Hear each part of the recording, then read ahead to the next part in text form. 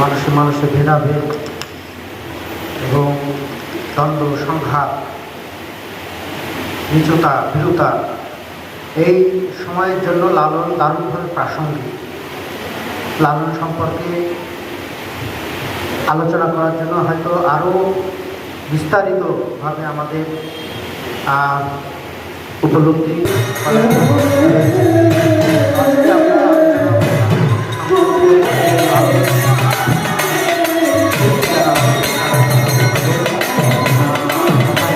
এবং গান শুনব। আমাদের আজকের সন্ধ্যা হোক লালন সন্ধ্যা। লালন সম্পর্কে আর কিছু বলার নাই।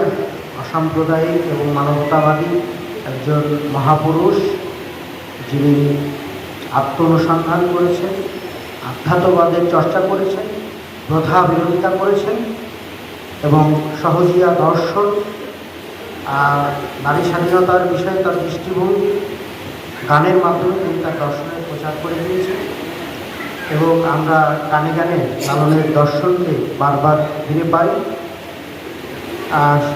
এবং সবশেষে বলতে চাই, লালন ফকিরের জীবন দর্শন একটি মানবতাবাদী, আধ্যাত্মিক ও অসাম্প্রদায়িক চেতনার প্রতিচ্ছবি। তার চিন্তা আমাদের আজও ভাবায় কীভাবে জাতি, ধর্ম, বর্ণ, লিঙ্গ নির্বিশেষে একটি সমাজ গড়ে তোলা যায়, যেখানে মানুষে মানুষে কোনো বিভেদ থাকবে না, মানুষ মানুষকে ভালোবাসবে শুধুমাত্র মানুষ হিসেবে।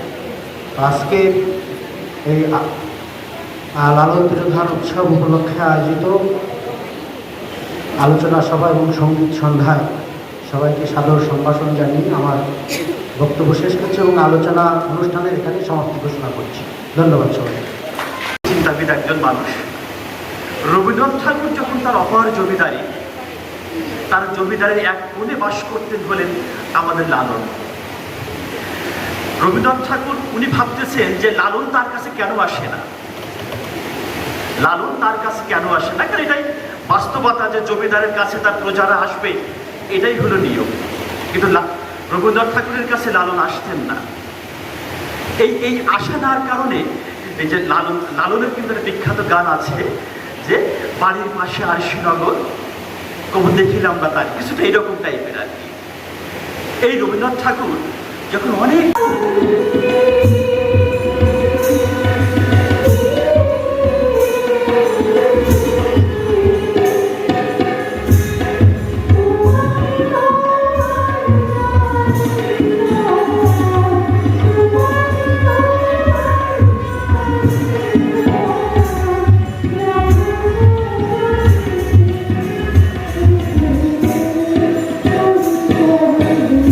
বানায়, বাংলা সাহিত্যটা, বাংলার শিক্ষাঙ্গনটা, বাংলার সঙ্গীতটা অনেক উন্নতি সাধন করেছে।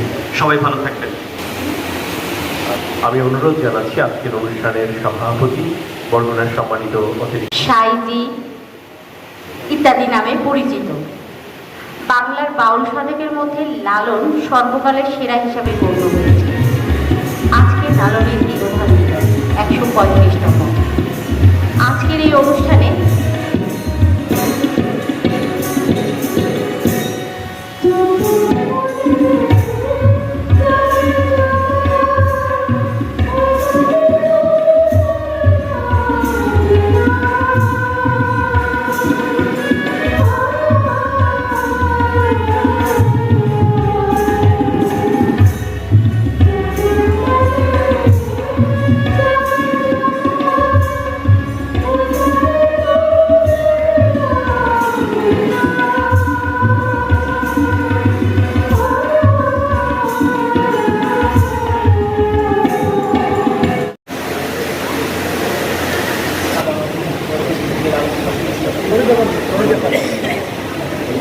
ঠিক আছে আপনারা